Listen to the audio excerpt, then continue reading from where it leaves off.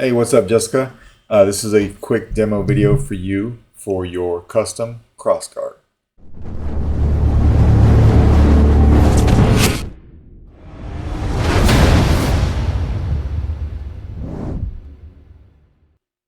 This had a very old build in it. It was an earlier CFX, or not a CFX, it was a CF board, so a crystal focus board. I didn't look to see what it was before I tossed it, but it had that. It had an in-hilt LED setup, so you had three in-hilt lights basically for your blades, right? What I did was I took all of that out, obviously replaced it with a Neopixel setup. I did replace your switches. Your switches look the same as they did now, but these ones are just brand new. The other ones were just a little bit beat up. Could have used them, but since I was in there anyway, I just went ahead and I swapped them out because I knew these worked. All right, so 2-button setup. Your upper switch will be your power. Your lower switch will be your auxiliary. You have 3 sets of Carl Chen V4 lit Neopixel connectors in here, so they all have LEDs on the PCB. So your main one Quillian side, and then the other Quillian side. These are made for 1-inch blades, all of them, so you will need to get 1-inch blades, okay, 1-inch Neopixel blades.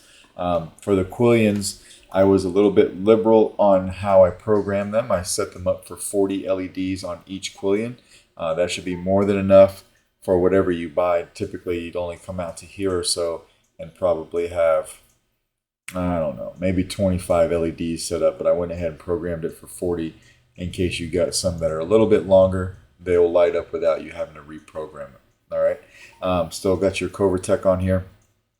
How to get to the chassis, you want to take off the handle. Now, the other chassis that was in here, you would unscrew the pommel. It did have a string that was attached to it. You'd pull on that string, the chassis would come out, right? It would slide out just a little bit so you could get to some things, and then you'd slide it back in. What I noticed on here, though, while I was breaking it down, is that your handle unscrews. All right, so I went ahead and I utilized that and made you a static chassis. We're going to talk a little bit about the handle and putting it on because there is something you need to watch out for. All right, but before we do that, this is your chassis here. So you've got your Proffie board. Your Proffie board's up top. It is glued down to the shelf so it doesn't come up on you, but you've got access to your SD card, your micro USB from there. You can take out the SD card with a pair of tweezers, and then if you ever want to make any changes, you just need a 90-degree data cable. And if you need a link for these, let me know. But I designed the chassis for enough room to go in there and plug right into the board. All right, so plenty of room to get in there. You also have a kill switch located right in front of the board. If we can focus on that and not my face. There we go. So that kill switch right there next to my pinky.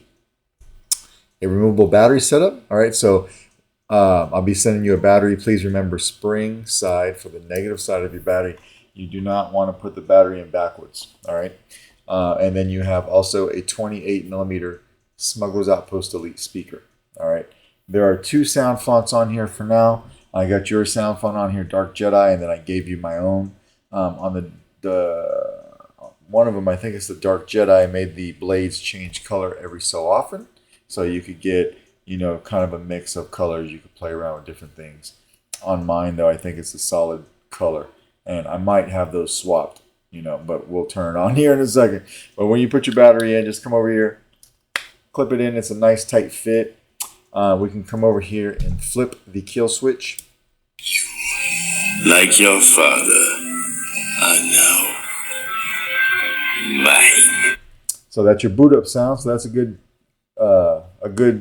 thing, right? When we hear the boot up. When putting this handle on, you have a corded wrap. All right.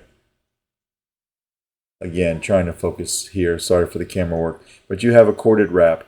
If you look at the very end of it, right here, right, this is where this is where the wrap ended or began. I think this is where the wrap began actually.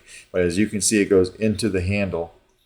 And if I kind of show you that, and this is how it was before. You can kind of see it on camera, but you'll see it very well when you get it in person. There's just a little bit of a bump there where that went inside the handle. It was cut off, and then it was JB welded. I didn't want to sand that down because I was afraid I would loosen the connection. So when you're putting that on, just be aware when you're getting past the speaker, it's just a little clip, right?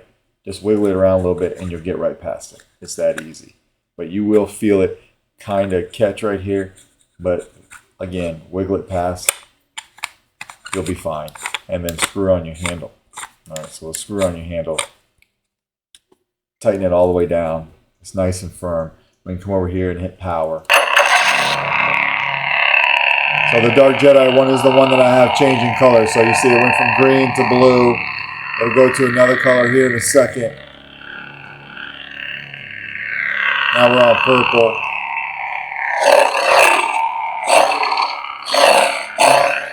We're on red. We got some nice smooth swing there. Auxiliary. Now you've got two different ways to turn this off. You turn it on by hitting the power button. You can turn it off by tapping the power button, or you could twist it off. Just like that. And you will notice I have a delayed ignition on the Quillion. So just like Kylo's saber would be, right, the main blade would ignite right after that. Your two Quillions would ignite. So if I kind of held it like this, where you can see here and here, you'll notice that it ignites here first. Right. And then right after that, the Quillions ignite. So we'll do that again. All right. To play your soundtrack, both fonts have one. Just do a long press on the power. Dark side of the Force is a pathway to And then turn it off the same way. some consider to be.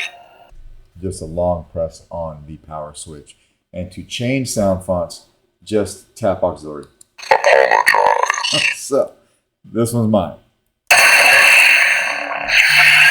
All right, we'll go ahead and I don't have any Quillions. I have a test blade here. Dark Jedi. Change sound fonts again. So what I'm going to do for now, I'm just going to hold the blade in each side to show you that each side does in fact light a blade. So we'll do this side first with the buttons facing the camera. So we got that side good. Swap it over here. Go here. That side is good, right? And then of course your main blade.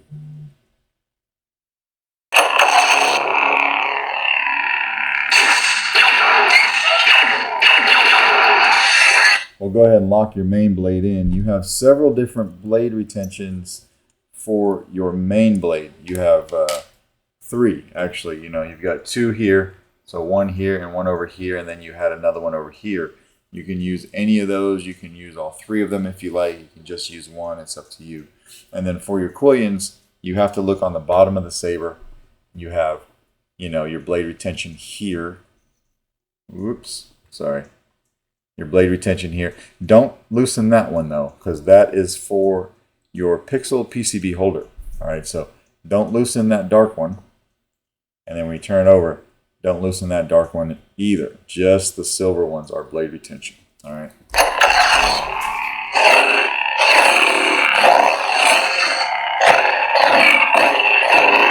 Blaster bolts is just tapping auxiliary.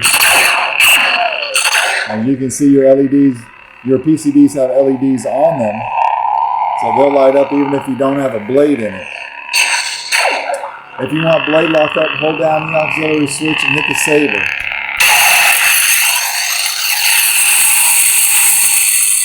And it will have blade lock up until you let it go. All right, just like that.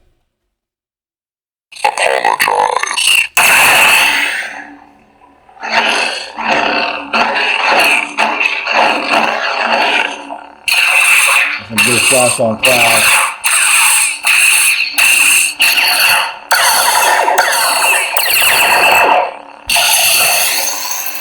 The blade locks up really well.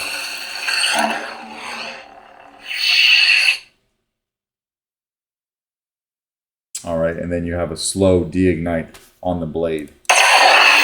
You will notice that better when you have a full-length blade in here, because this is just my test blade, it looks like it's not doing anything as it's starting from the tip of a regular length blade. Hopefully that makes sense.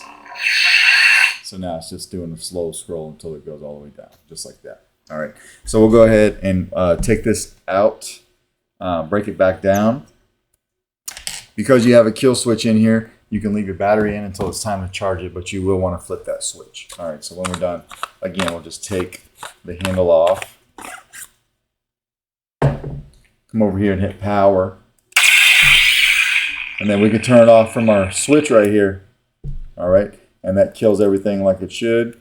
And you can leave the battery in, but eventually when you want to take it out to charge it, you're going to want to use a tool because it's pretty tight. I use the back of a pair of my tweezers. I just come over here and pop it out just like that. All right, but that is basically your Crossguard. Let me know if you have any questions. I hope that you like the way it came out. And because this is Friday evening, I will package this up and get it out in the mail to you first thing Monday morning. All right, thank you.